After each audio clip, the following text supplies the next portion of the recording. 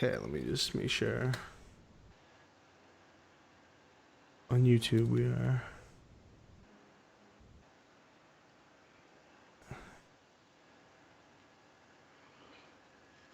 Let me say here. This is weird.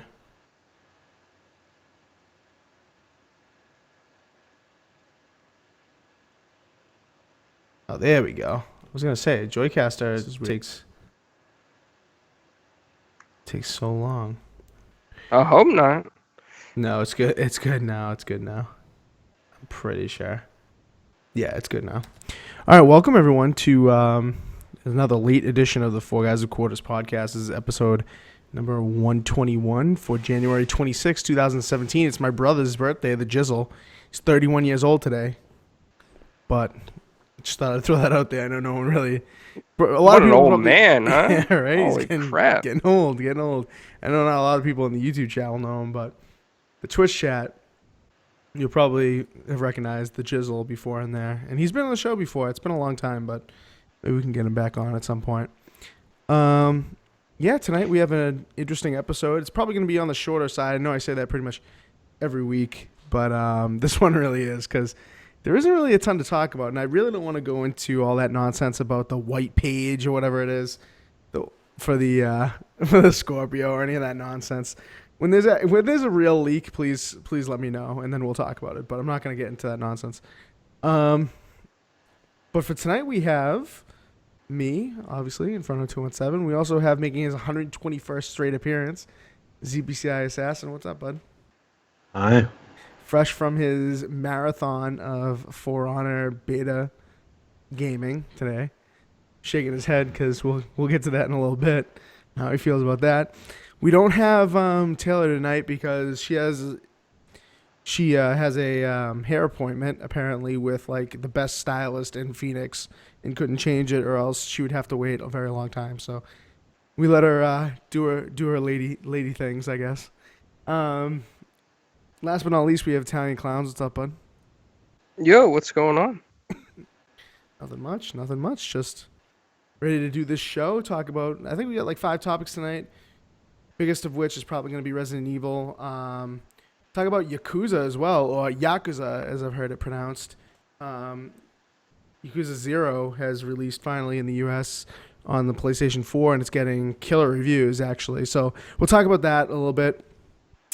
Resident Evil, like I already said.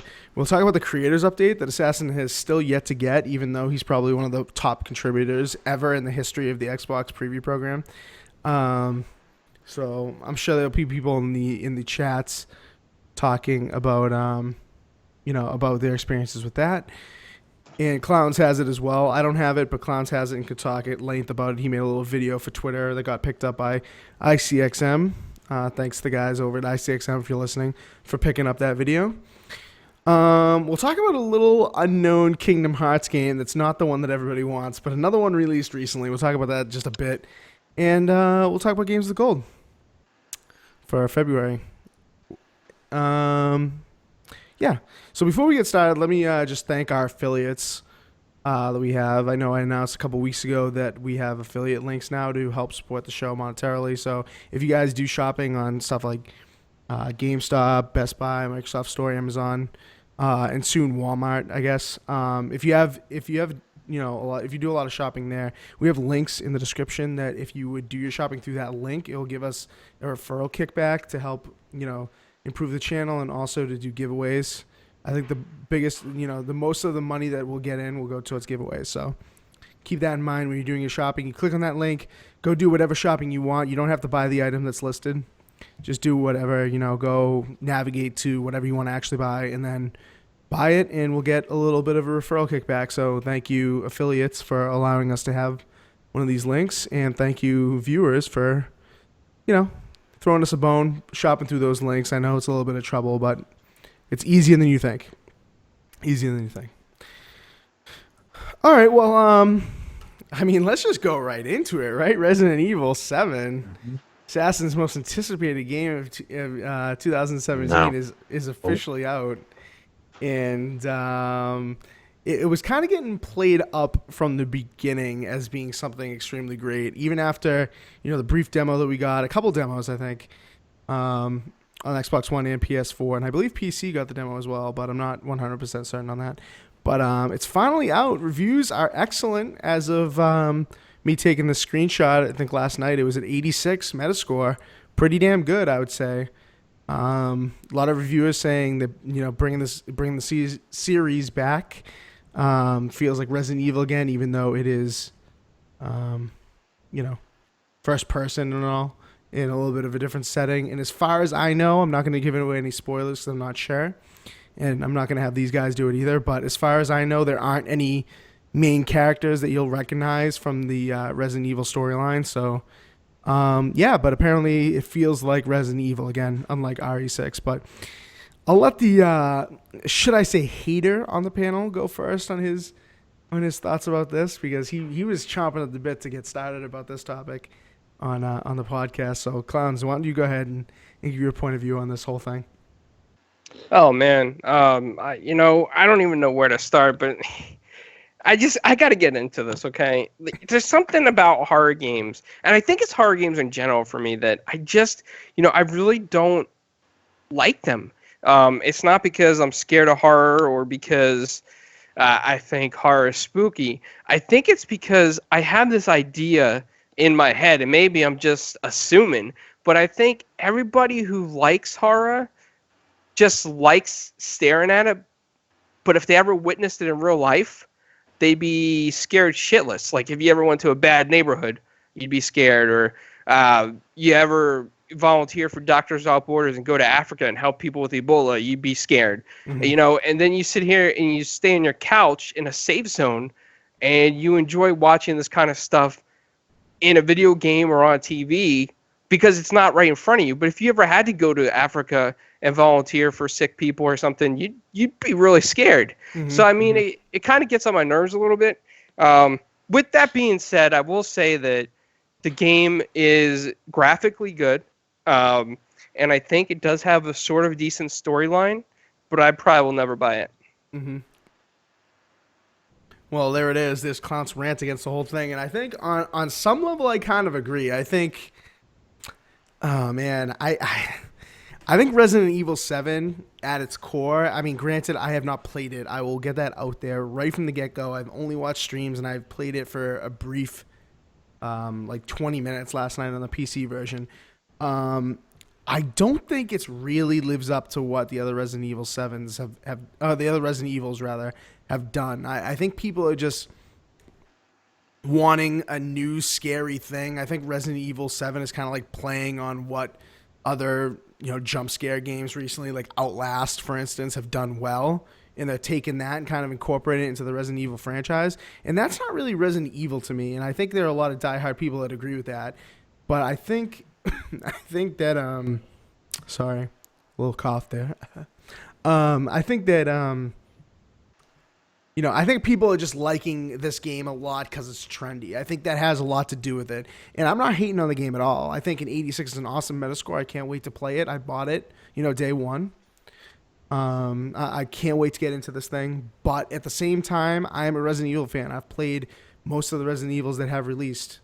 So I think Capcom has done a decently good job at getting people to think that they like this kind of thing and to think that this is, a really good game. Whereas, in fact, is it really that great of a game? I mean, Assassin, I know you were talking before the show about how you've been watching a lot on Twitch and stuff and how people have been speedrunning it in like 2 hours. I mean, Is it really that short of a game? Or even completing it fully, like if at a moderate pace in 5 hours? I mean, that doesn't feel Resident Evil-ish to me.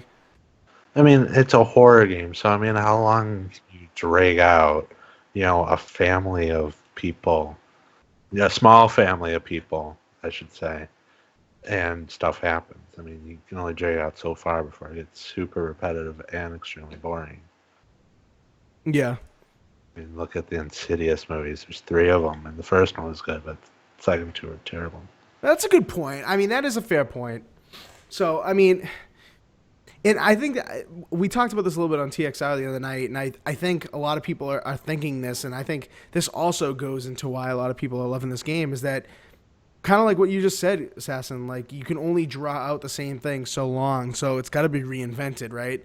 The franchise has got to reinvent itself, and Resident Evil 7 is like, it is very different than any Resident Evil game that's ever come out, you know, save for like those spin-offs like Umbrella Corps and, you know, all the other first-person shooter ones that I don't remember the names of. But save for those, I mean, this is extremely different. This is a mainline game, and, you know, maybe that's why the game is short as well. Maybe that's why, because they don't want people to become too, you know, all right, great, like I'm getting scared, awesome, like, you know, the same kind of jump scares only work for the first few hours, and then, you know, they're trying to incorporate a story here, and then there's a VR version, so you can't really make that long, and you might have a point here. You might have a point of why they changed it. I came into this episode thinking that it was stupid for them to change it, honestly, as a Resident Evil fan, but I want to throw something out there for all you guys that, you know, like this kind of stuff. Is it really worth it to pay $60 for a game that you play, let's just say, like you said, casually 5 to 6 hours and able to beat it, or you play straight hardcore and you could beat it within 2-3 hours? Is it really worth a $60 paycheck from you to buy a game like this? I personally, going on the game's length, I do not think so. Because like Inferno mentioned before, is that once you play it, how many times can you be scared by the same thing? Or how many times can you be psychologically thrilled by the same exact thing over and over again?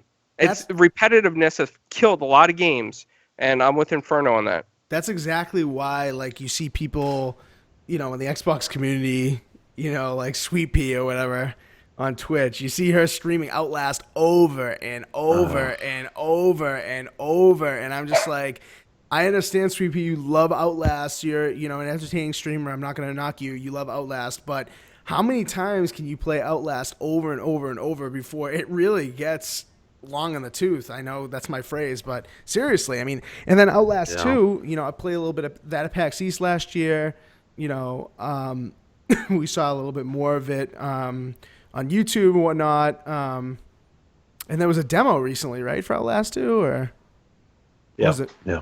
And that's essentially the same gameplay mechanics, and I think that's gonna kind of hurt Outlast 2 as much as that's a really, you know, popular gameplay style. Not necessarily, because Outlast 2, you don't have weapons, you have to run away and hide. Yes, in Resident Evil you have to hide, but you have shotguns, flamethrowers, pistols, knives, et cetera, et cetera, et cetera. So. Okay, yeah, I mean, that's, yeah, definitely fair point. So, I mean, does that make Outlast, like playing through the Outlast story, more replayable in your opinion than Resident Evil, or? No. The only thing Resident Evil has is that there's multiple endings. Ah, okay. So let's get into that. So if there's multiple endings, that kind of increases the replayability because you want to get those multiple endings. Obviously, you want to get the whole game. Yeah. So is that like the way, is that the trick Capcom's using to kind of make it longer than it actually is? Probably. Here's the problem with that, though. In this type of game, correct me if I'm wrong, Assassin, you've watched more hours than I have, but couldn't you create a save point and then just make different choices for the ending? See, I don't know how different choices would work, because unless you do like the VHS tapes or something, but it's sort of linear in a way, the game. I mean, it's a little open world, but it's more linear. Mm-hmm. So I don't know how it would work. Or if there's even an indication of what change you would do is actually going to give you the different ending. Like, how far back do you have to go? You know what I mean? I'm not going to spoil this, okay, from what I've seen from some kid who posted the endings. But you could, let's say you could hit X to do something for one person or X to do something for another. So it kind of feels like a situation like that in the storyline, you could break and choose who you're going to side with. And that kind of feels like right there, you could change the whole ending of the game. I mean, I've seen that plenty of times. Now, this is just speculation, but if that's the case, you're getting ripped off for $60. Yeah, I mean, we could talk all night about the value of games, and I mean, we can give multiple examples of stuff that's dropped to $40 in 2 weeks. And for Resident Evil, I don't think is gonna differ in that regard. I think that's gonna, within 2 weeks, you're gonna see a sale on it. I wouldn't be surprised. Physical copy, at least. There was a deal on day one. I forget where it was. You could get $10 off. See, Ready. So there you go. So it's almost like do these companies know that it's not worth 60, or they think the people are just more frugal with their $60 than buying a Resident Evil game that they may have never played a Resident Evil game in their lives, and they don't want to only get 5 hours out of a $60 title. It's Yep. That's why it's tough these days. I mean, everyone's a critic now. You get podcasts like this popping up. You get YouTubers popping up day and night. Being more frugal, being more critical with their money, and $60 for 5 hours maybe back in the day was acceptable. But I mean, for something like this, I certainly expected the gameplay to be longer. Granted, I'll say it again, I haven't played it all the way through. But I mean, the going consensus is that it's not a long game by any stretch. You're not going to be impressed by how long it is, which sucks. I mean, Yeah, the game I think is good to just find a good person that maybe doesn't talk a lot or isn't annoying and just watch it. Mm-hmm. Turn off the lights and just watch it yourself. Right. So then so with streaming, I mean, if the game's 5 hours, you're more likely to sit there, like Assassin said, and what Assassin's been doing, and sit there and watch the gameplay, watch the full gameplay of the game, and then you watch it and you get through it, and you're kind of like, why am I going to buy that to experience it myself if this really good streamer's already set the story for me? My lights are off, his lights are off. I've experienced his jump scares. Why should I go out and spend 60 to experience that same exact thing for only 5 hours? The different storylines, the different endings, rather, that makes sense to maybe grab it yourself, go after those different endings, or you could just watch somebody else that goes after the different endings. So it's tough, and we've talked about this a little bit on the show before in prior episodes about how streaming is kind of hurting the business, the gaming industry, because people can watch full gameplay playthroughs, especially on indie games, like indie walking simulator games, if you will, Firewatch, Yeah. Virginia, stuff like that. So I don't know. So Assassin, you kind of brought that up, so I want to ask you, bud, is that going to make you not want to grab this? I know you're a horror movie fan. I know you're a horror game fan. You loved Outlast when you first played it. Is being able to watch the whole thing going to not want you to grab this? When it's cheap, I'll pick it up. $60. I mean, Halo Wars 2 is around the corner and some other things. So 5 hours for a game that I will play once, nah. Yeah. Maybe $20. And I'm going to say this here, and I may get a lot of critics from the Xbox community, but believe me, I'm one of the biggest fans in the community. So this is not to, hurt or insult the community. I love the community, but I think, in all honesty, maybe Capcom knew that this game was so short and that it wasn't going to sell as well as they thought it would. So they went to Microsoft and they cried at their feet and begged at their door and pounded until somebody answered, hey, please make this play anywhere. Please make this play anywhere. Please, help us sell. Please.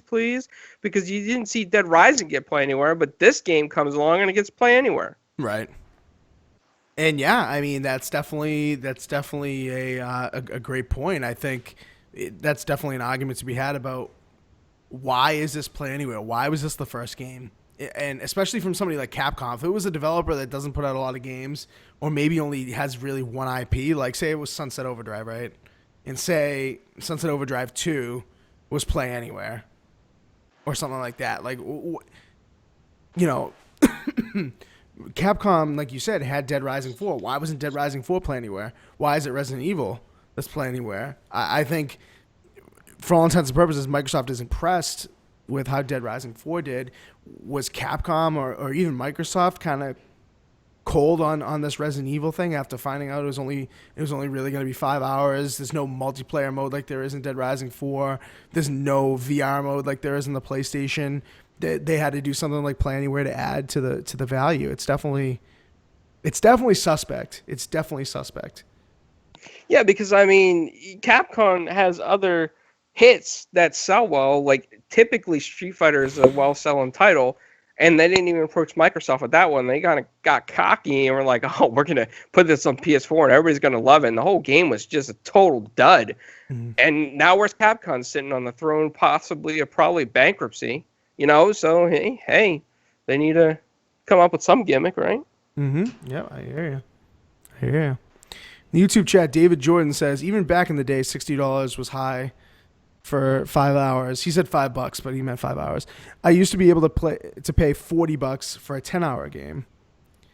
So yeah, I mean, it seems like the value on some of this stuff is coming down. You pay $60 to have this thing first, to get through it. I mean, there are people with speed runs already. There's people with all collectible guides already. The game just came out 2 days ago, for Christ's sake.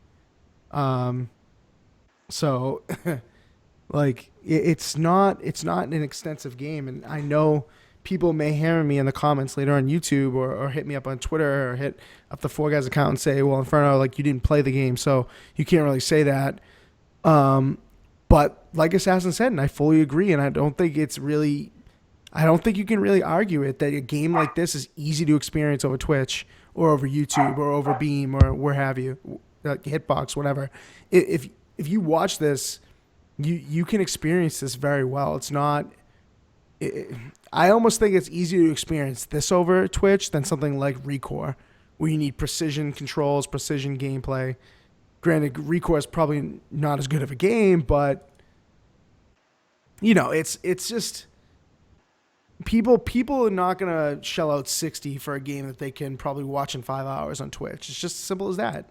It's as simple as that. As good as the franchise is, I mean, this is Resident Evil, for Christ's sake. This is one of the most iconic franchises in gaming. So, I don't know. Any more comments in the YouTube about this? Do you guys have anything else to say about Resident Evil? I know, Assassin, you said you probably aren't going to grab it for $60, but maybe if it comes on sale. Clownz, you said if it comes on sale, you might grab it.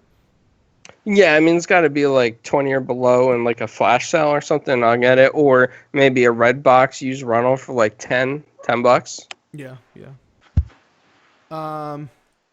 Some of the Twitch chat I want to get to in a second, but before we do that, in the YouTube chat, Shadow B says, so is this 5 hours just somebody running through the game?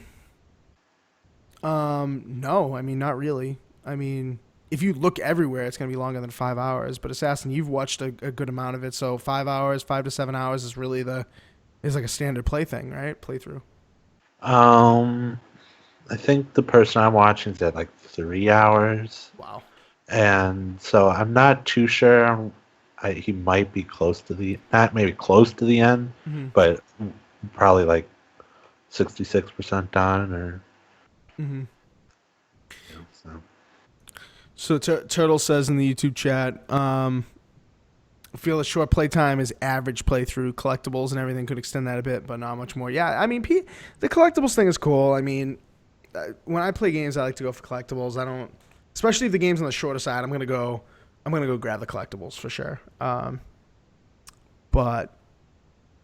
I don't know. I think that main storyline, Resident Evil franchise with that kind of backing. I mean, heck, they've released like how many movies? There's a movie coming out like this Friday for the thing. There's a lot of lore behind Resident Evil. Couldn't make a game that's 12 hours plus. That kind of hits me the wrong way. But I did buy it. I want to experience it. I'm a Resident Evil fan.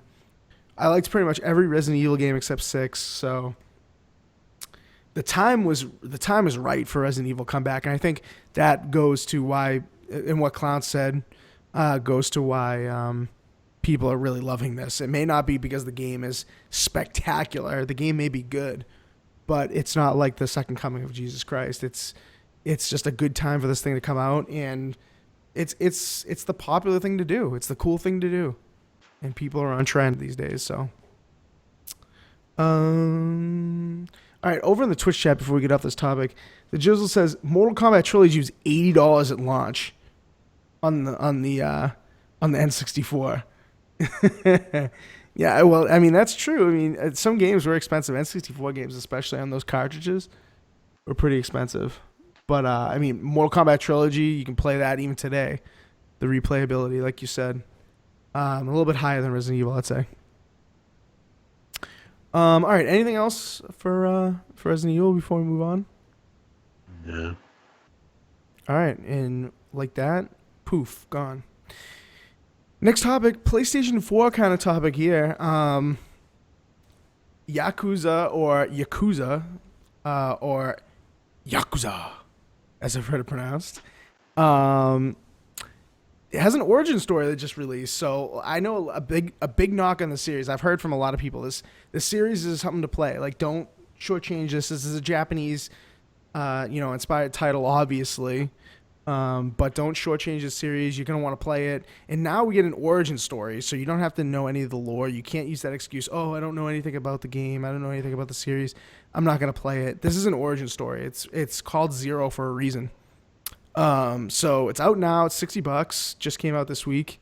And the reviews on this one, too, spectacular. Very, very good. IGN, Kotaku, Polygon, a lot of big review sites giving this really good scores. To be honest, I know very, very little about the Yakuza series, but I watched a good amount about this game. And after watching some stuff, I think I'm going to grab it, Clownz. I think you got me convinced on this thing. So why don't you just, I know, Clownz, you're the one who really knows more about this. So why don't you tell us, what this is all about and why this is a big deal?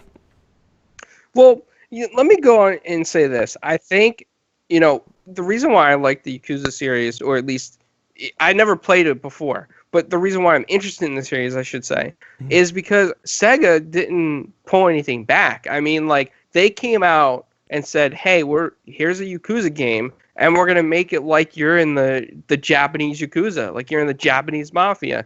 They didn't worry about being politically correct. They put the violence in there. They put the clubs in there. They threw some Sega games in there as a throwback, some dance clubs, money laundering, loan sharking, beating people up.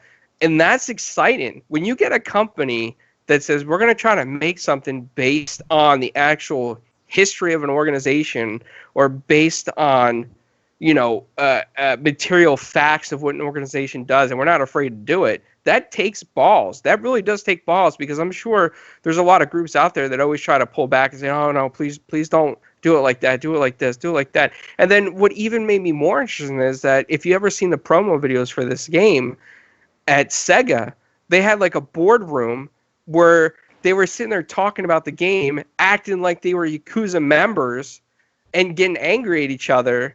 And then they promoted their business card holder. And to me, that's funny. I love that stuff. Yeah. They got balls, and I like it. And, if they got balls like that in the promo videos, they probably got balls in this game, and I can't wait to play it. It's going to be really exciting. It's going to be a lot of fun, and it sticks to the storyline. Kind of like what Mafia 2 was for me with, the story of Joe and his friend.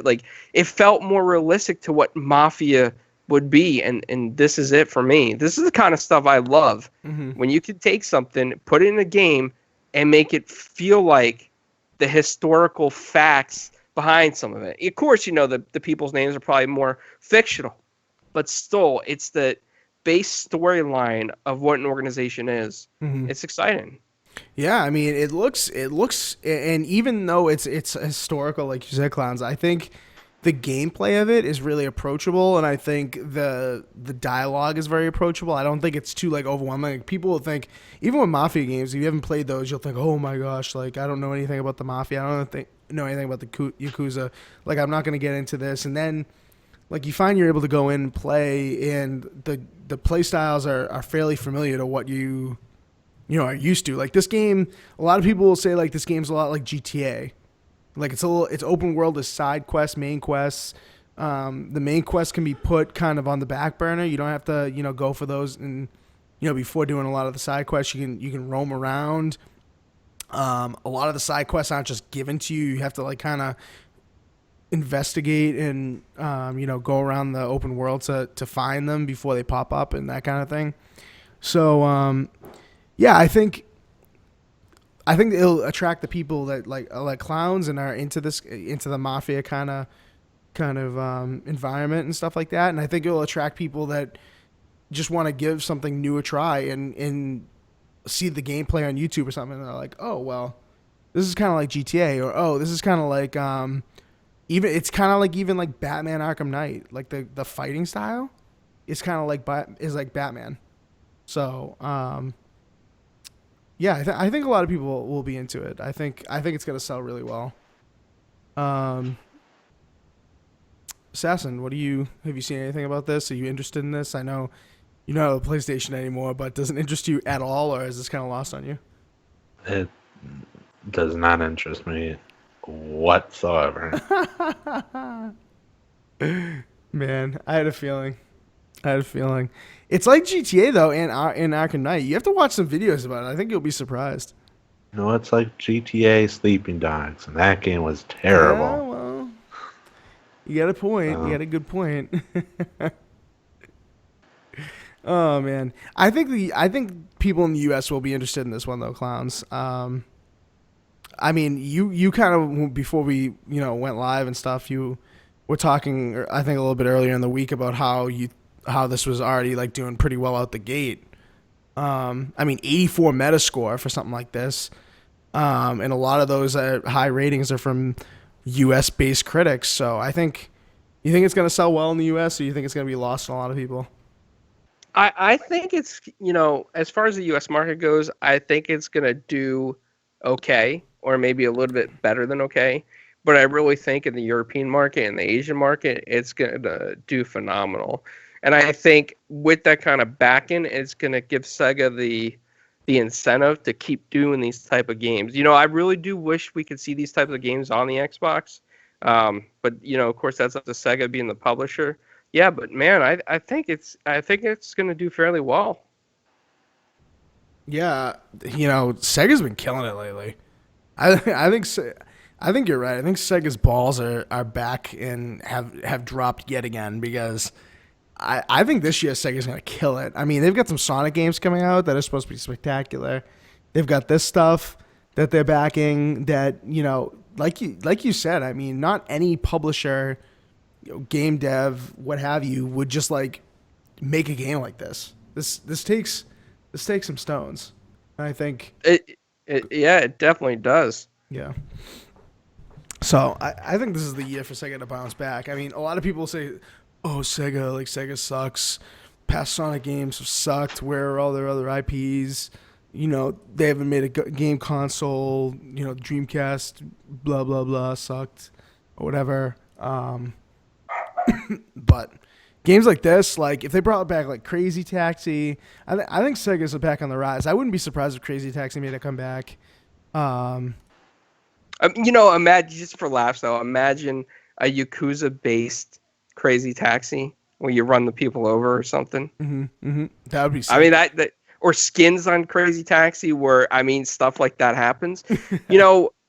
I could just picture it now. We go to PAX or E3 and people are there flashing their Yakuza business card holder they got like on the day one edition. Yep. Like, yeah, give me your business card. It just takes balls, man. And this is what Nintendo lacks. This is why Nintendo's not doing so well. Sega dropped their console when they didn't win the console war against Nintendo, and they said, let's go third party. And they were doing good, and then they started doing crap. And now they got their balls back and they said, we're in this game. We're going to make good games. We're going to put these things out there. We're going to sell to gamers today, what gamers want today. And that's the ticket, man.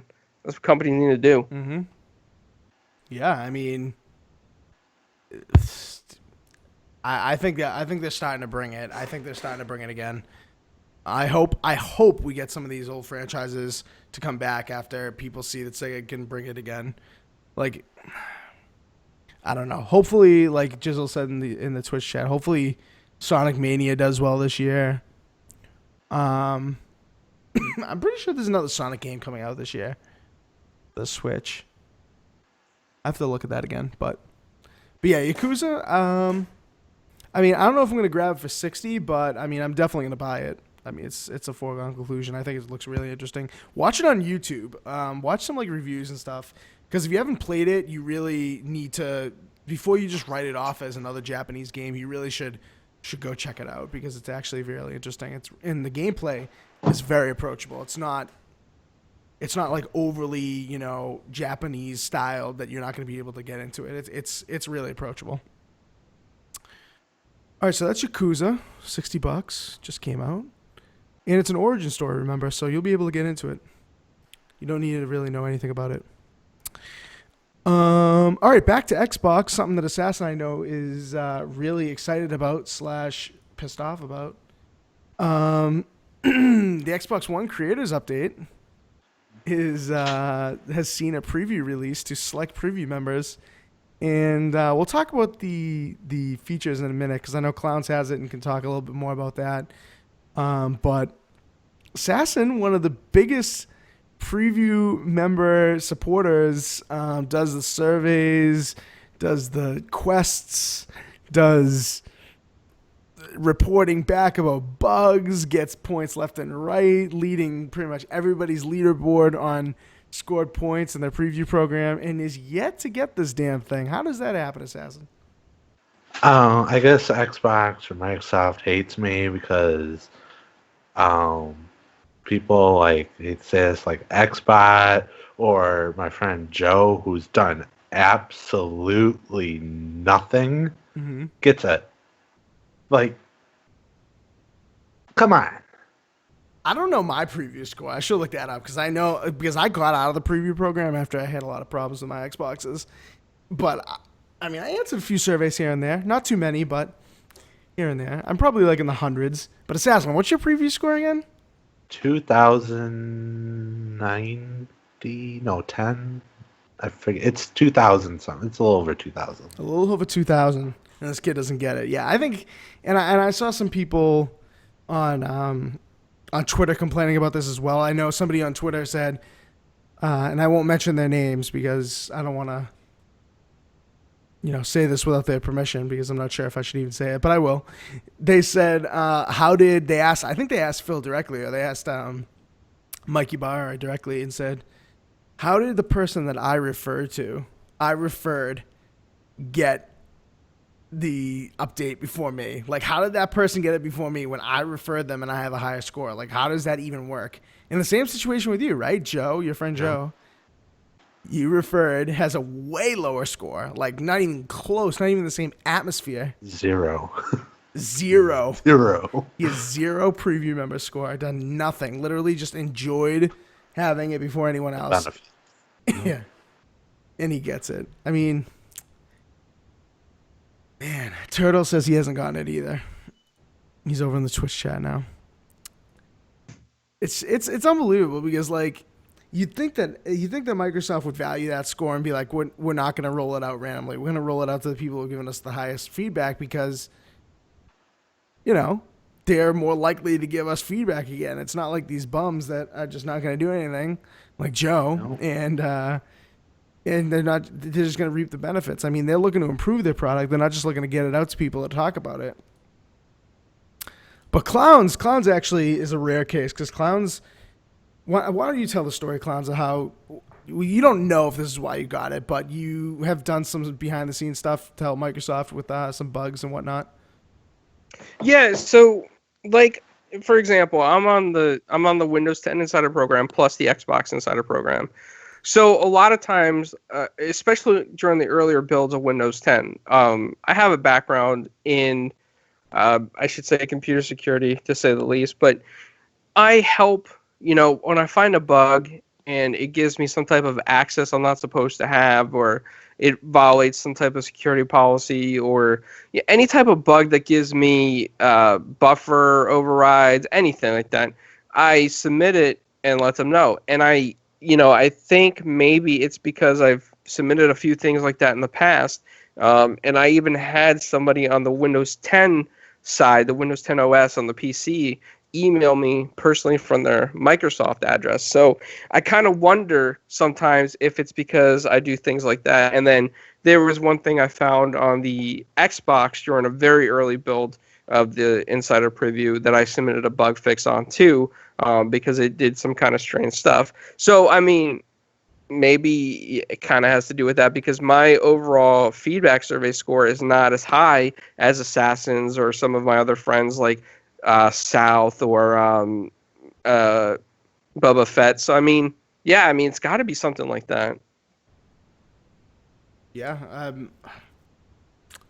I don't know. Because I thought I heard that it was completely random, and then like I think people like you may be given some special exception because of what you've done behind the scenes with that other stuff, and then like I saw somebody on Twitter who said that they found like some huge store bug that would have been like totally exploitable to get some free games and stuff like that, and they instead of doing it and keeping it to themselves, they reported it, and they're on the fast track for like every update from now on. I don't know how believable that is, but I think Microsoft is one of those companies that will give special exception to people who help them out in the behind the scenes like that. So who knows? But Yeah, I mean, lately we've seen a shift with Microsoft, right? Where unlike other companies that prosecute intelligent people that find bugs, lately Microsoft has taken a different approach where they welcome feedback and they try to fix it as fast as possible. And I think that's very important for a community-oriented company. yeah, And sometimes we've even heard stories where Microsoft has hired some really intelligent people um, based on knowledge like this. So yeah, I mean, it I think they pay attention. yeah. So like, don't let this. So the moral of the story, I think, before we kind of get into the meat and potatoes of the update is even though Assassin didn't get it because maybe Xbox hates Assassin. Sorry, bud.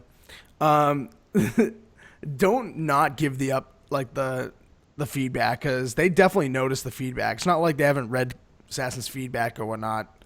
I think they definitely have. I think this was kind of like the way they gave this out on Xbox was kind of shitty to say the least. But I mean, the feedback helps, so definitely still give the feedback. Don't think that they're not noticing because I think they do. It's just Assassin should be getting the update, man. Yeah. Well, anyway, we've seen the update. We know a lot of the features. We've seen Major Nelson put out a video about pretty much the entire update. But Clownz got his hands on it, so I'll let you go first, Clownz, about what you think about the update in general and what maybe is like your favorite thing about it. I apologize if you hear my dog barking. He's No very problem. excited about the Xbox update. By the way, I'm sure. So yeah, it's a lot faster. They really listened to feedback, and the first thing they did was they realized that Snap right now is taking up too many resources or memory to make the guide as fast as possible. So, unfortunately, for those of you that love the Snap feature, it had to be stripped at this point in time. But now the guide is super fast. Everything's right there as soon as you hit that guide button. You can go to your leaderboards. You can look at your friends, see how they're doing for the month. It tells you when the month ends for your leaderboards on achievements. It's so fluid, man. It's so fast. You got this achievement tracker, and it takes literally a second to display it on your screen where you want it. All you got to do is hit what would be the start button normally. What we call that, like the hamburger button. Mm-hmm. So you hit that button while you're in the guide on a game, and you could just do achievement tracker on. It's so simple. Mm-hmm. You know, it's a lot better than having to like snap the achievement thing, wait for it to load. Sometimes the game would freeze, or sometimes the achievement board would freeze. That was one of Assassin's complaints, and I remember, our friend Rand got annoyed sometimes if it would freeze, but he always loved that achievement tracker. And yeah, man, I mean, like, they really listened to the feedback from people, and this is what makes it great. Mm-hmm. I think people there is a segment out there that are really pissed that Snap is gone, like really pissed. Like, I've seen people on Twitter. I know Tim Dog talking with the other night on TXI. Like, he's upset about it because he used to use that a lot with TV, Snap TV, and now, like you alluded to, Clown, Snap is gone because most people kind of said they don't use Snap. They want the guide to be faster and make it faster, and at the same time, they, in different surveys or whatnot, they said they don't want Snap anymore. Like, people don't care about Snap overall. Like, the majority of Xbox people. I know there's a lot of people that are really pissed and vocal about it on Twitter. And I feel bad for you. Like, I know Snap was a huge selling feature back in 2013. I mean, that was a shit show of a reveal, but Snap was one of the things that was like, wow, that's actually really cool. That's a cool feature that we don't have right now that's next gen. And now it's gone. So, and who's to say though that it's not going to come back when a more powerful system like Scorpio comes out? I mean, they can always bring it back as long as it doesn't take up too many resources. Mm-hmm. And Assassin and I were speaking about this because I mentioned the Snap feature being gone, and I'd like Assassin to say what he told me about how you could possibly still access like YouTube or something in the future. Assassin, you want to explain that? I keep on hearing it's probably not legit, but I keep on hearing that there might be some picture-in-picture type situation going on, kind of like with the achievement tracker, but not achievements. Heard that as well. I've heard that from a few different people. That the picture-in-picture is essentially going to replace Snap, and it uses way less resources. And granted, it's not going to have the universal approach that Snap did. I don't know if that matters to you, Assassin. Because from the way you just said that, it makes it sound like you like the picture-in-picture thing better than Snap. Well, yeah, because when you have some Snap, your screen gets smaller. The Snap takes a huge portion of your screen. I'd rather have picture-in-picture where, you can, like the achievements, you can customize it. So, like, if you're playing Call of Duty or something, and you don't want, the achievements blocking your ammo counter, you can move it to, like, the middle right. Or the top left. Like, it's very functional than just the right side of your screen. Agreed. And your middle screen is smaller. Yep, I'm with you 100% on it. I'm with you 100%. And who's to say that the picture-in-picture is not going to work for TV? You know what I mean? Granted, I don't know if that's absolutely coming, but I've heard that from quite a few people, so I'm inclined to believe it is. And picture-in-picture for TV, they've been doing that for years on regular TVs. So why not do that on the Xbox? I think that's a foregone conclusion that that's going to happen, but. Like you said, Assassin, I think it's way more functional. Like, move the thing around.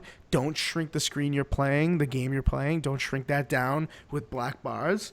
And, yeah, I mean, when you if you snap Twitch or whatever, right? Remember how much that, even if you snap TV, how much room that would use for just the little window of that you're doing? And TV, like, it showed, like, your recent channels. You don't need that when you're seeing TV. Right. With Twitch, I mean, which also I'm going to bring up with Beam, how are people going to see the chat, with, Beam being integrated with this? Right. OS? Right. So, yeah, that's a huge another thing, right? Essentially one click right from the guide, Beam streaming, being part of this creators update, and people are saying, like, there's no Snap, how am I going to see the chat, like Assassin just said? So... Obviously, the chat is going to be in this pop-up thing, right? I mean, they're not going to not let you see the chat. That'd be ridiculous. No.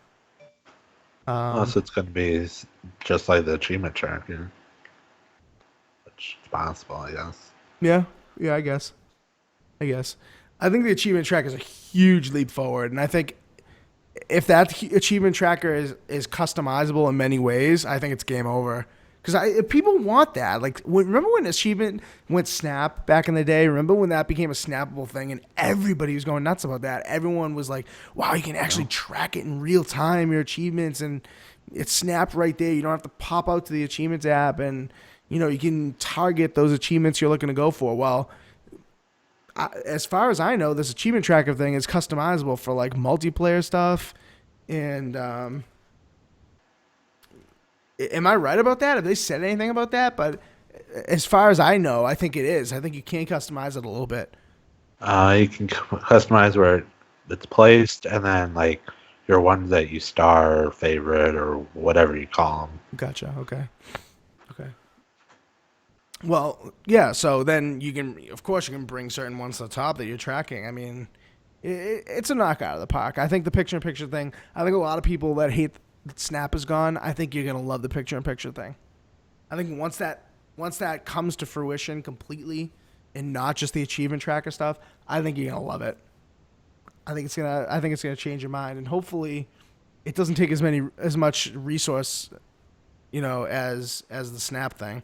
Cuz people are pissed. They're like, "Why did Snap have to go?" Snap had to go because it was a resource hog. Like, and going forward, Scorpio is not all about that resource hog stuff. They don't, this isn't Don Matrick's Xbox anymore. This is Phil Spencer's Xbox. It's time to move on and get to like a system that plays games, not this thing that can wash your dishes while you watch Netflix and brush your teeth and play Forza 5. Like, people don't want to do that. They want to play some goddamn games. So, yeah, no, and worst case scenario, there's pictures out there. I mean, there's TVs out there with picture-in-picture. So, I mean, in the meantime, I'm sure there's some way that you could take like HDMI 1 as your main game input, and maybe HDMI 2 be your cable, and use that as the small picture-in-picture. So, I mean, there's always those possibilities out there too. It doesn't necessarily need to be on the Xbox. Mm-hmm. And with all the smart apps on TVs these days, you can always load YouTube or SoundCloud or anything like that, man. Netflix, so it's out there. Mm-hmm. Yeah, Turtle says he would love to have the option of Netflix or something in picture if they could pull it off. I mean, dude, I don't know. I would love to like get a room full of people of who use stuff like that. Like, who wants to watch a movie while they game? Is that a big distracting? Is that a big subset of people? I mean, I know it's cool, and it's a cool idea, but at the same time, like, are you having a multiplayer match of COD while you're watching Zootopia? Like, probably not. Nope. Right? I mean, the only thing I can think of as useful is YouTube. If you need like YouTube pull up guide. one of Maka's guides Yep. or whatever and Yep.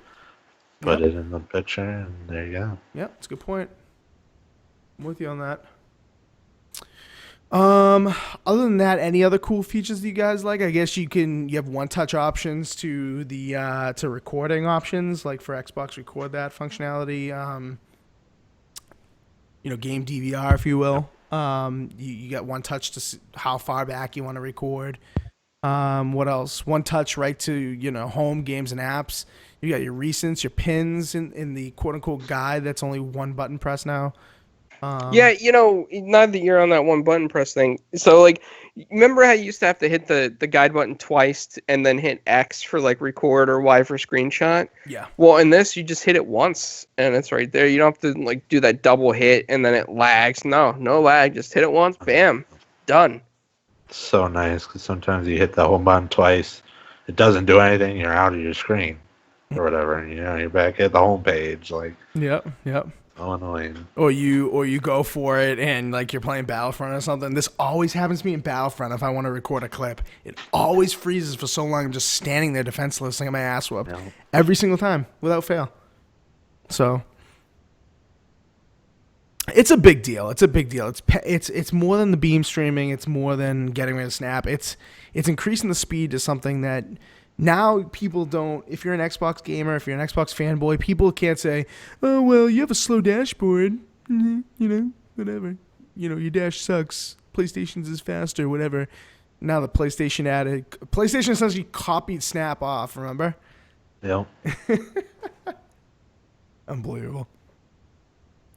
So Stickfigure says in the YouTube chat he's Snap TV for watching or listening to sports, but you can always buy a small TV to do that still, or like what Clownz said, just use picture-in-picture on your TV. I know a lot of TVs have that picture-in-picture functionality.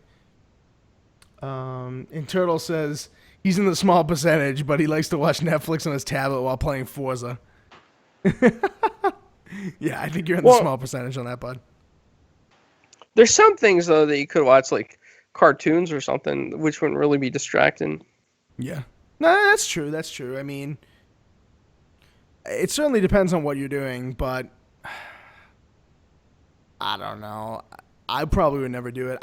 When I used to snap, like if I wanted to, give somebody a view on Twitch or something, and I would snap Twitch, there's no chance of me watching that Twitch stream. I'm sorry. If I'm playing a game, like there's just no chance of me watching it. I'm just listening to it. Kind of like maybe if people are streaming or snapping this podcast, for instance, while they play games. You're not watching the podcast. You're just listening to it, for the most part. Stickfigure doesn't think it was really that slow doing the double tap. I think it was pretty slow, bud. Maybe you just got lucky a few times, but I think it was pretty slow.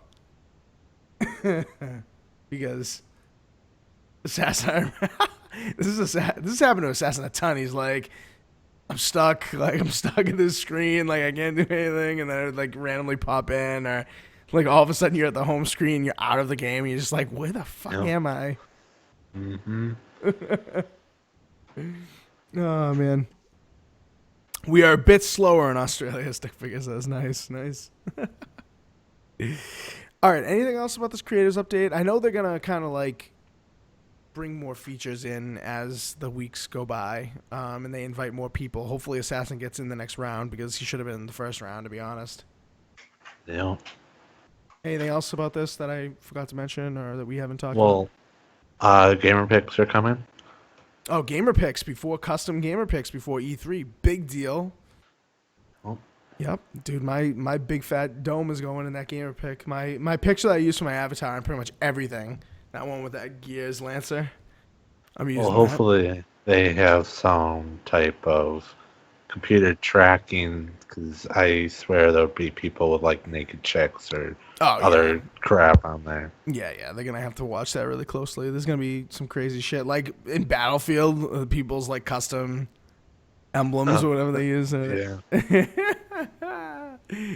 EA kind of lets that go, but Microsoft's gonna track the shit out of that. Oh, yeah. Same thing with like Call of Duty's emblems. Terrible. David Jordan in the YouTube chat before we get off this topic says playing Elder Scrolls Skyrim while listening to this. See, so that's a use for Snap. That's a use for, and you're listening, you're not watching. So that's why it's different. I think if you had like just a pop up window and you wanted to watch a movie while playing games, I don't think that would work out. If people do that, please let me know. If people watch movies while playing games, please. I want to know how you multitask. You should be running companies then, because you're an incredible multitasker. Clearly.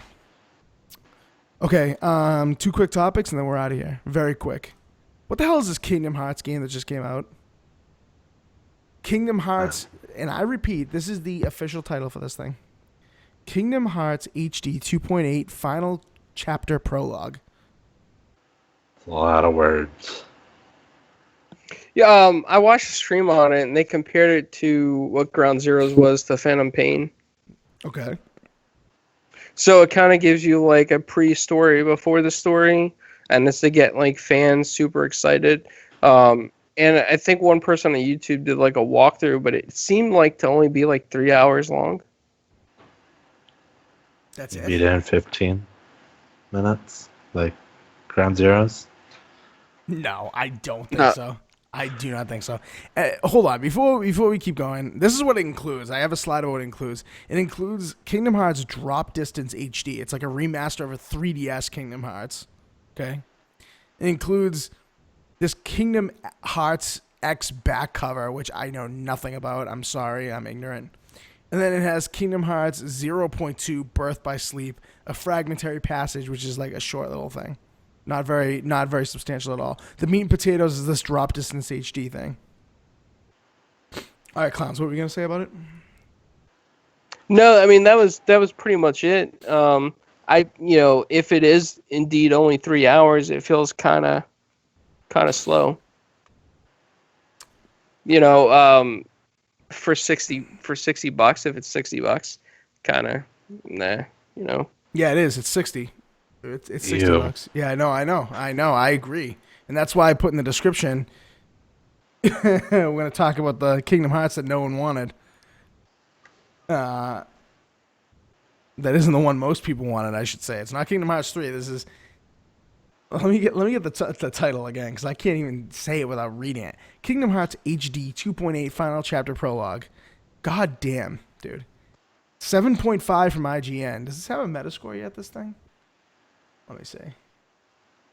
I looked it up for Clownz yesterday, I think. Took me a while. It actually got a decent, pretty Metascore. 77? Are you serious? Wow, this game must be way better than I thought it was. Just when you... Oh, don't play that. Well, it's got Disney characters in it, too, so... No, well, there you go. Disney sells, right? Yeah. Turtle says he thinks the Dream Drop Distance HD is the only game, and 90% sure the other one are just cutscenes. You could be right. From what I was researching, I thought the passage thing, there was a little bit of playability in that, but very, very little. The meat and potatoes are certainly what you said, Turtle, the DDDHD.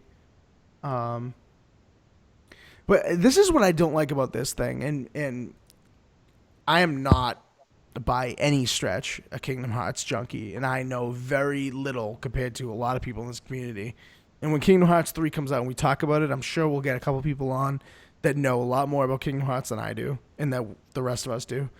But this is the kind of thing that pisses me off about this thing. And kind of the reason I want to even include it in the show is that I'm reading these reviews, and this is why people are giving it high reviews, okay?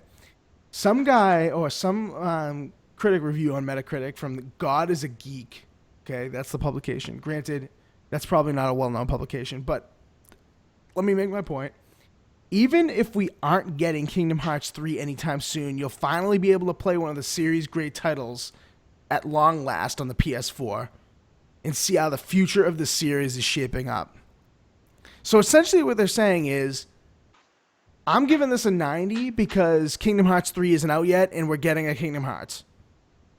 Like, it doesn't matter how good it is, as long as we're getting one and we're able to play it in a remastered version.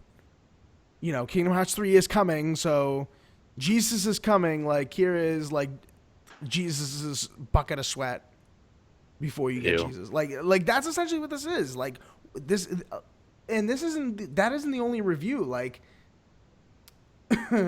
like a lot of other people talk about how, like, this game was good on the 3DS, so it's a must play in the remaster because, you know, Kingdom Hearts 3 is coming. You know what I mean? Like, it's not good to play by itself because it's a good game. It's good because the next game's coming. Like, does that make any sense? You know what I mean? Like, that's like saying, no. All right, like, oh man, like, Resident Evil 6 was awesome game. You got to play that because Resident Evil 7's coming pretty soon. That's gonna be amazing. Like, 90. You know what I mean? Like, yeah. Like, Dead Rising 3, like, to me, Dead Rising 4 is better than Dead Rising 3. So, from my personal point of view, like, that's me writing a review for Dead Rising 3 and being like, oh, Dead Rising 3, awesome game, that's a 90, need to play it because it gives us a glimpse of what the amazing and unbeatable Dead Rising 4 is going to be, 90. You know what I mean? It doesn't make sense to me. It doesn't make sense to me. Clownz, I don't know if you're there, if you're muted, but are you gonna grab this, you think? Not till it goes on sale. I mean, I do want to play it because I want to get into the Kingdom Hearts series. Yeah. But is it worth 60? No, absolutely not. It's not even like, it's just a prologue, and I'm not a super fan of prologues. It didn't work out well for Metal Gear, so. Yep, I agree with you. In the YouTube chat, David Jordan says they've been doing this for a while with Kingdom Hearts. Haven't they released Kingdom Hearts 2.5 a little while ago? Yeah, that game came out. The initial release for the Kingdom Hearts HD 2.5 remix was October 2nd, 2014, so not too long ago. But, I mean, they've got, like, Kingdom Hearts 1.5, 2.5, 2.8, 0.2. Like, they've got all this crazy shit. Like, I mean, it, like Turtle said in the Twitch chat, you know, you don't, unless you're into the game, you're probably not going to go out and just grab this thing. You know, you're probably going to have to play some of the other earlier ones. You're going to have to play Kingdom Hearts 1 and 2 probably before you get into any of these crazy, like, 1.5s, 2.5s, 2.8s, 0.2, you know, 2.2.2, whatever the hell the next one's going to be before Kingdom Hearts 3. It just pisses me off, this thing, because it seems like a money grab. It literally seems like a money grab to me. Yep. Because the one people want, they're just delaying, and they're releasing this, like, makeup shit to, I know how ignorant I sound, I'm sorry, but it's true. Like, this, as an outsider, you want to bring me into the Kingdom Hearts series, you're not going to do it with this Kingdom Hearts 2.8 final stretch prologue or whatever the hell it's called. Like, you're not going to do it like that. It's time to release Kingdom Hearts 3 already, is basically the take-home point. Yeah, it's been, like, what, in the making for over 10 years? Yeah, a really long time. Too long. Especially for a game that was announced, like, at the inception of these consoles. You know what I mean? It's been on the table for a very long time, so. Anyway, enough about Kingdom Hearts. We don't know enough about it. Sorry to be so ignorant. I know we're gonna get a lot of hate in the comments, but bring it. I accept it. Anyway, last topic: games with gold for this month. Did you guys likey or you guys no likey? Pretty decent month. Yeah, pretty decent month. You've got on the Xbox 360, you've got two pretty good games. I think the 360 games are better than the Xbox One games by a landslide. You've got Monkey Island 2 remake, which is amazing. Monkey Island 2 is fantastic, and if you haven't played that, you need to download that. No excuse. At least play it a little bit. It's a point-and-click adventure kind of thing, but Monkey Island, that is an iconic Lucasfilms point-and-click adventure. You need to grab that. If you don't like it after like an hour, then just set it down, but you need to grab it. Star Wars Force Unleashed. Now, is this the better one, or is the second Force Unleashed the better one, Assassin? The second one was terrible. Okay, so the first one's the better one. Yep. So, yeah, I mean, grab it, play it. I'm dying to see if it runs better, because I kind of remember me playing it. I don't know if I played it on the Xbox 360, actually. But I remember playing it. It didn't run that well. I don't know. I played it a little bit when it was first backwards compatible, and it was alright. Oh, okay. So, I mean, it is already backwards compatible, so we probably know. Yep. I didn't realize it already went backwards compatible. Yep. Probably about when Star Wars Celebration was happening last year. Gotcha. Probably about a year ago. All right. And then you got the Xbox One games that, for all intents and purposes, are a pile of dog shit because, in my opinion, because you've got one of the worst overhyped racers of all time, Project Cars, which is just a pile of dog shit. It's a perfect time to promote your article on that. Yeah, go to 4GwQPodcast.com and read why I really was into Project Cars and ultimately hated it because they have no sense of how a controller should steer vehicles. Because this game was essentially made, and I will argue anyone about this, because this is how strongly I feel about this, because I bought this thing day one. I really wanted to love this game. The idea that they put behind this game about all of the customization, all of the season races, all of the different things you can do in this game, all the different cars, they built that up just to bring you down by the fact that the game was not meant to play on a controller. Like, it flat out was not. If you don't have a keyboard mouse, wow. If you don't have a steering wheel, you might as well not even bother, because this game controls like shit. And I played it recently on the PS4. I know, terrible. And I still feel the same way. I think it controls like shit.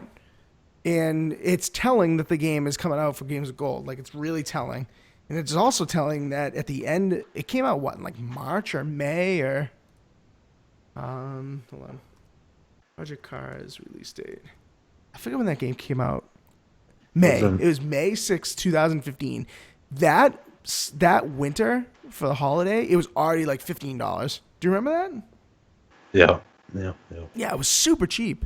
They're showing it as a retail value of $29.99. This game is not $29.99. Like, you can find it anywhere. Like, I'm just on Google Shopping right now, right? The most expensive one is like $23.98.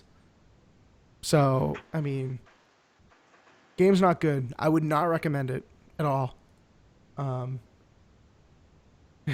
Turtle says, I want to buy Project Cars discs on a sale so I can have fuel for my bonfires this summer. Yeah, it's probably better for that than it is for playing the game, because the game is absolute shit. I can't believe they're making a second one. Lovers in a Dangerous Space-Time, I don't really know much about. That was on PS4, right? Sounds familiar. I don't remember where I heard the name, but it sounds familiar. Major Nelson really promoted that game when it first came out. Like, he mentioned it on Twitter several times. Mm-hmm. That game initially came out in September of 2015, and on the PlayStation Store it has 4.8 out of 5. It's an 82 Metacritic, 82 out of 100, and an 8.5 out of 10 from IGN. So I don't really know much about the game, but apparently it's pretty good. So I would give that a download. But yeah, Clowns, what do you think about the games of gold? Um, I'm disappointed they didn't make Alice Madness Returns a Games with Gold, to be honest with you, because that just went backwards compatible, and that would have been perfect. Now Yep. GameStop, you got to buy it for like $30 from GameStop or $28 from Amazon, because I guess that game had like a popular following. So very disappointed. Not happy with the Games of Gold, but it is what it is. We still get free games whether I like them or not, or whether you like them or not, and it's achievements, so it's there. Yeah, I mean, you can't argue achievements. Project Cars, if you're an achievement hunter, you're not going to get 1,000 on that. That game, number one, is awful, and you're not going to want to play it for the 1,000. And number two, the 1,000 requires you to do too much to realistically get it, so that's out. Lovers in a Dangerous Space Time, I don't really know.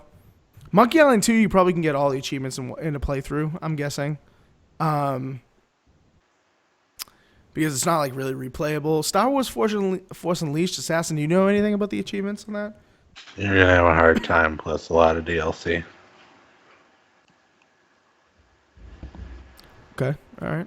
Well, does it come with it? It doesn't come with the DLC though. The Games of Gold version. Oh, well, then there you go.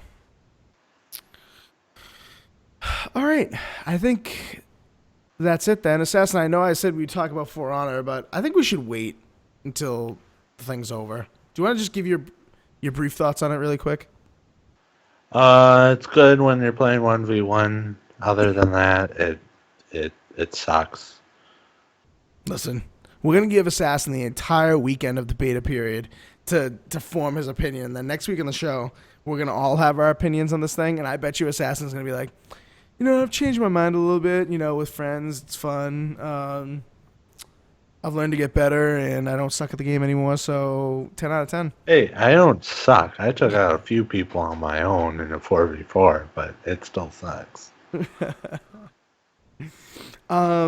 If you're in the live chat, either on YouTube or Twitch, we're giving out 3 codes for this game, and I want to give you guys the opportunity to get it first. So if you're in the live chat for YouTube or Twitch, I don't think there's anyone in the Beam chat, but if you want a beta code for this, the first 3 people that hit us up on Twitter, are direct messages open? Okay, the first 3 people that tweet at us saying they want the code gets it. That's how I'm going to do it. So tweet at us if you want a code for it. We have 3 codes to give away. If you want the For Honor beta code, tweet at us at 4GwQPodcast. Say you want it, and the first 3 people that do are going to get it in direct message. That's how I think we're going to do it. All right, other than that, we done here, ladies and gentlemen? Si, señorita. All right, fantastic. Remember, people, look at those affiliate links at the bottom. We really want to do a huge giveaway, but we need some monies first. So just do your regular shopping through these affiliate links. It costs you no dollars and no cents extra if you go through those affiliate links at the bottom of our YouTube comments on this video to do your regular shopping. I totally forgot about those links. I just bought $80 of Xbox credit, and I did not use those links. Can you believe this kid, Clowns? Unbelievable. Unbelievable. Hey, I could barely remember what I had for breakfast yesterday. Yeah. All right. Anyway, hit up those affiliate links. Assassin clearly didn't, but if you guys do, we get a small kickback. We'll do some good giveaways, so please do that. Follow us on Twitter, 4GwQ Podcast. Follow us on Facebook, 4 Guys with Quarters. Go like us. Follow us on YouTube, or subscribe, I should say. 4 Guys with Quarters is our YouTube. What else? Twitch, 4 Guys with Quarters. We haven't been streaming a lot on Twitch. I don't know what we're going to be doing with that channel. Just go follow us. We stream the podcast at least every week. We do a little bit of multi-streaming on there too, so if you prefer watching on that, then definitely follow us. Beam, follow us on there as well, 4 Guys with Quarters. And just search Google for us. We're on a lot of stuff, iTunes, Spreaker, that kind of stuff. And visit the website, 4guyswithquarters.com. Clownz wrote a couple articles about the Nintendo Switch recently. You should go check those out. Share them if you like them. Would be greatly appreciated. And other than that, we're out of here. And I can't stress enough. Just use our affiliate links. Eventually, maybe we'll get forums on the site and do like a whole deals thing, kind of like similar to Cheap Ass Gamer, but find more obscure deals or something. So we're really looking forward to the future of Four Guys, and we hope that you stay with us and continue to help us out and grow. Word. Affiliate links, baby. Taylor, hope your hair looks beautiful that you missed the podcast. All right. Anyway, we're out of here. See you guys later. Peace.